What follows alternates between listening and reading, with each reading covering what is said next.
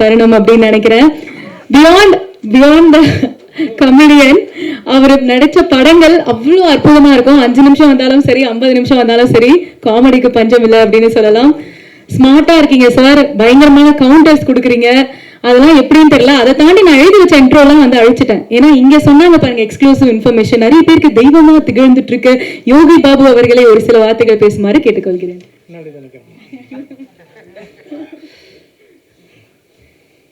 எல்லாருக்கும் வணக்கம். இந்த படத்தில் வாய்ப்பு எனக்கு கொடுத்ததுக்கு முதல்ல ப்ரொடியூசர் ரமேஷ் சார், உங்களுக்கு நான் ரொம்ப நன்றி தெரிவிச்சுக்கிறேன். அப்புறம் Hotstar Pradeep sir, Jagan sir, Naren sir, எல்லாருக்குமே நான் நன்றி தெரிவிச்சுக்கிறேன். சுரேஷ் சங்கையா வந்து எனக்கு காக்காமட்டிலேருந்து பழக்கம், அசிஸ்டன்ட் டைரக்டர்லேருந்து அவன் பழக்கம் எனக்கு ஒரு. அப்போது இப்போ சொன்ன மாதிரி கடாயின் கருணை படம் வந்து சுரேஷ் சங்கையா முதல்ல எனக்கு தான் கதை சொன்னார் அந்த படத்தை. அப்போ நாம் கொஞ்சம் பயந்தோம், ஏன்னா சரி நம்ம காமெடினா போயிட்டுருக்கோம் அதில் அப்படின்னு. ஆனால் நல்ல கதை அப்படின்னு. அதில் ஒரு கேரக்டர் சொன்னாப்புல, அதாவது பண்ணலாம். நான் அந்த டைமில் கூப்பிடும்போது என்னால் போக முடியாமல் போயிடுச்சு, சில இடங்கள் கமிட்மெண்ட்டில். அது ட்ராப் ஆனதுனால நான் அதில் நடிக்க முடியாதனால ஒரு வேளை சுரேஷ் சங்கையா என்னை வச்சு ஹீரோவை பண்ணணும்னு முடிவு பண்ணது எனக்கு வந்து பெரிய பாக்கியம் நினைக்கிறேன்.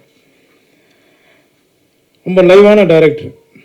நான் மணிகண்டன் சார் அப்பப்போ சொல்லுவார், காக்காமோட டைரக்டர் அப்பப்போ சொல்லுவார், அவன்கிட்ட நிறைய விஷயம் லைவாக நிறைய சொல்லுவான் யோகி பாபு அப்படின்னாப்புல. கடைசியாக நாங்கள் ஷூட்டிங் பண்ணிகிட்டு இருக்கும்போது ஒரு முறை எல்லாம் இந்த ஆர்டிஸ்ட்டுங்க, நிறைய நான் ஆர்டிஸ்ட்டுங்க எல்லாரையும் வந்து உட்கார வச்சு டிராக்டர்லேருந்து தள்ளிட்டு இருக்கான். நான் சும்மா ஜென்ரலாக பேசிட்டுறேன், என்னப்பா பண்ணிகிட்ருக்கான்னு பார்த்தா டிராக்டர்லேருந்து எல்லோரும் கீழே வந்துட்டுருக்காங்க. ஏய் என்னடா பண்ணிகிட்ருக்க, லைவாக இருந்தால் தான் நான் சூப்பராக இருக்கும் அப்படின்னா, அதுக்காக என்னடா எல்லோரும் கீழே மண்ணு கொட்டுற மாதிரி கொட்டிகிட்டு இருக்கேன் அப்படின்னு. எல்லா விஷயமும் லைவாக பண்ணி ஒரு விஷயமும் இந்த படத்தை பெரிய அளவில் கொண்டு வந்தது சுரேஷ் சங்கையா. ஷார்ட் எத்தனை இருப்போம், கேமராமேன் வந்து சார் வந்து ஃப்ரேம் செட் பண்ணுற கேப்பில் அண்ணா இன்னொரு கதை இருக்குண்ணா அப்படின்னு.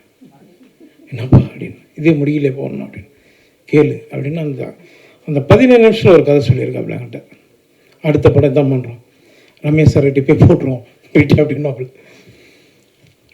நல்ல டைரக்டர் மிஸ் பண்ணிட்டோம். கருப்பணியப்பன் சாருக்கு நான் ரொம்ப நன்றி தெரிவிச்சுக்கிறேன் சார். ஏன்னா எனக்கும் அவருக்கு ஒரு பெண்டிங் இருக்குது, சீக்கிரம் அதையும் சந்திச்சிடலாம் சார். ஜெகன் சார், உங்களோட நான் என் ஆளோட சிறப்புக்கான படம் பண்ணேன். அன்றைக்கி அவர் சொன்னது உண்மைதான், ஆனால் அது எப்படி சொல்கிறது சார், நான் வந்து உங்களை வந்து அண்ணனாக பார்த்தேன் சார், அவ்வளோதான் சார். அப்புறம் நெல்சன் சார் சொன்னார், சீக்கிரம் அசிஸ்டன்ட் டைரக்டருக்கு நிறைய வாய்ப்பு கொடுங்கன்னு. நான் நிறைய பேர் கொடுத்துருக்கேன் சார். சுரேஷ் சங்கையா அசிஸ்டண்ட்டு 5 பேர் எனக்கு கதை சொல்லியிருக்காங்க. அதில் பேர்லாம் சொல்லாதீங்க, யார் பாரு நண்பா, நீங்கள் ஒன்றும் சொல்லக்கூடாது இல்லை எல்லாருக்கும். ஏன்னா நானும் ஒரு அசிஸ்டன்ட் டைரக்டராக தான் வந்தேன் ராம்பாலா சார்கிட்ட, லொல்லு சப்பாலேருந்து. அதனால் அந்த வழி எனக்கு தெரியும். இன்றைக்கி வர்றதுக்கு முன்னாடி ப்ராமிஸாக சொல்கிறேன், வர்றதுக்கு முன்னாடி 3 பேர்கிட்ட என் கார்டனில் கதை கேட்டுட்டு தான் வரேன். சார் சொன்ன மாதிரி பணம் முக்கியம் கிடையாது. இதே பரணி ஸ்டுடியோவில் ஏவிஎம்லாம் வந்து 1 டைலாக் 2 டைலாக் பேசுறதுக்கு ரோட்டில் நின்று இருக்கேன். பணம் முக்கியம் இல்லை சார், கரெக்ட் தான் சார். மேடை ஏறி சாமி இல்லைன்னு சொல்கிறத விட, ஆமாம் சார், அப்படி பார்த்தோன்னா நம்மளால் இஎம்ஐ கட்ட முடியாது சார். ஊறப்பட்ட பிரச்சனை இருக்குது. அத்தனை அசிஸ்டன்ட் டைரக்டர் போகிறாங்க. இன்னைக்கு யார் சார் எந்த ப்ரொடக்ஷனில் நீங்கள் வந்து அவங்களுக்கு ஒரு வாய்ப்பு கொடுக்குறீங்க? கரெக்ட் தானே? அதனால் அதை நான் வந்து முக்கியத்துவம் கொடுப்பேன் சார். எப்போவுமே எல்லா அசிஸ்டன்ட் டைரக்டருக்கும் எல்லாருக்குமே நான் கொடுப்பேன். இன்னொன்று ஒரு சின்ன ஆசை அதிகம் பண்ணிகிட்ருக்கேன், எப்படியும் அதையும் எழுதிடுங்க நம்ம நண்பர்கள்லாம். ஒரு சின்ன கதை பண்ணி ஒரு அசிஸ்டன்ட் டைரக்டர் ஒரு வாய்ப்பு கொடுத்துருக்கேன் சார், ஒரு ப்ரொடியூசரை பிடிச்சி. அதுக்குள்ள யார் அதுக்குள்ள யாரும் சொன்னாங்க, அது எப்படி இருக்குன்றாங்க. சுரேஷ் சங்கையா, நீ வந்து மறைந்தாலும் எங்களுக்குள்ளே இருந்துட்டு தான் இருக்க. நான் அந்த பாப்பா வடிவத்தில் பார்த்தேன். பேச பேச அந்த பாப்பா அழுதுட்டுருக்கு. எனக்கு எதுவும் சுரேஷ் சங்கையை ஃபீல் பண்ணுற மாதிரி இருந்தது அது. அப்புறம் நான் வந்து கடைசியாக வந்து குழந்தை பிறந்ததுக்கப்புறம் தான் இதுவானாப்பில். நான் அந்த குழந்தைக்கு ஒரு இது பண்ணுறேன்னு சொல்லி நான் அசிஸ்டன்ட் டாக்டர் எல்லோரும் அந்த ஃபங்க்ஷனில் சொல்லியிருந்தேன். இப்போ அதை நான் பண்ணி ஆகணும். ஏன்னா அவங்கள மேடம் இப்போ தான் பார்க்குறேன், அவங்க ஒய்ஃப் நேரில். அது உங்கள் முன்னாடியே நான் பண்ணிடலான்னு இருக்கேன். பண்ணலாமா சொல்லுங்கள்.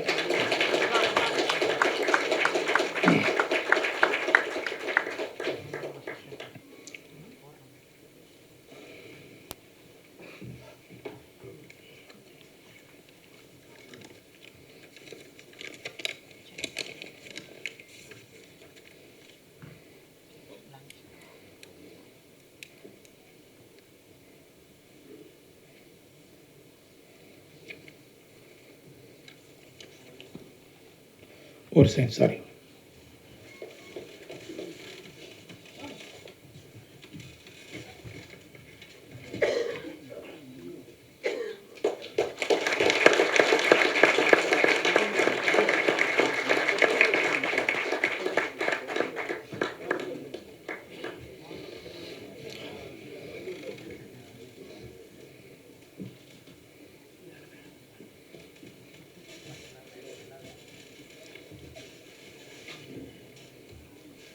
ஒன்றும் இல்லைங்க, அவ்வளோதாங்க.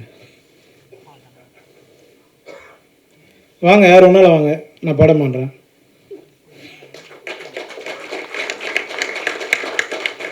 நான் ஒரு நம்பிக்கை வச்சுருப்பேன் சார். இன்னும் நான் மேடை ஏறி சாமி இல்லைன்னு சொல்கிறத விட மலை ஏறி சாமி கும்பிட்டுலாங்க. நான் வணங்குற முருகனை நம்பி இந்த படம் வெற்றி அடையும் எல்லோரும் வேண்டிய. Thank you. Thank you so much sir. நீங்கள் கொடுக்க அன்பும் அன்பளிப்பும் தான் வந்து இன்னி வரைக்கும் இந்த உயரத்துக்கு உங்களை கொண்டு போயிருக்க எங்கள் எல்லாரையும் சந்தோஷப்படுத்துது அப்படின்னு நினைக்கிறேன். ஸோ அடுத்தபடியாக கேன் வி ஹேவ் இந்த விஷனை வந்து எக்ஸிக்யூட் பண்ணி நேரில் இம்ப்ளிமெண்ட். இந்த வீடியோ உங்களுக்கு பிடிச்சிருந்தா ஓப்பன் மைக் சேனலுக்கு லைக் பண்ணுங்க, ஷேர் பண்ணுங்க, கமெண்ட் பண்ணுங்க, சப்ஸ்கிரைப் பண்ணுங்க, பெல் பட்டன் மறக்காம அமைக்கிருங்க.